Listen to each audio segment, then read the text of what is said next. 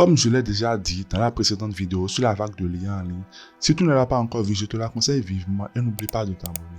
Lorsqu'on prend les domaines comme la médecine, la finance, l'assurance, les données dans la plupart des cas sont très bien stockées. Toutes les opérations des clients sont enregistrées et bien structurées, donc déjà en grande partie étiquetées. Lorsqu'on utilise ces données pour entraîner les IA, ces données sont capables de surpasser les humains. On est dans le cas de l'IA professionnelle. Let's go!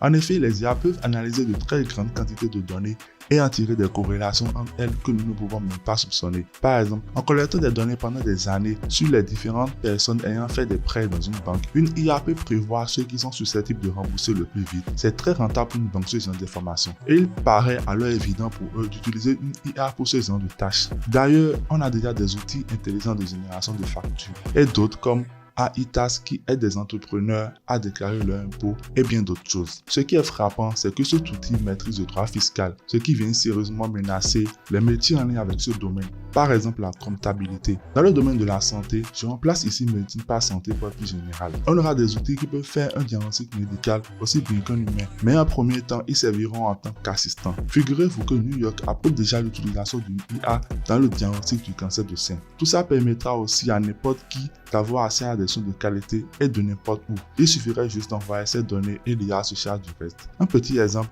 pour illustrer comment l'IA professionnelle révolutionne le domaine de la santé. Par exemple, pour aider un patient à perdre du poids, un nutritionniste se basera sur un nombre limité de données, comme l'alimentation du patient, son poids, sa morphologie, etc. Alors qu'une IA peut prendre en compte bien plus de données, comme l'heure à laquelle il se réveille, comment il mange, à quel moment il est rassasié, avec quelle main il mange, etc.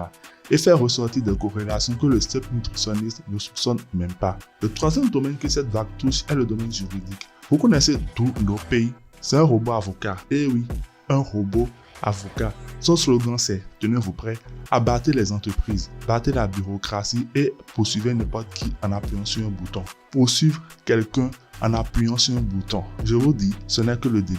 Ce sujet est très bien expliqué sur la chaîne américaine Legal Eagle. Je ferai peut-être une vidéo là-dessus aussi, en complément avec celle que j'avais fait sur le droit d'auteur. Si tu ne l'as pas encore vue, je te conseille de la visionner. Tu seras surpris. Allons maintenant à l'échelle d'Internet.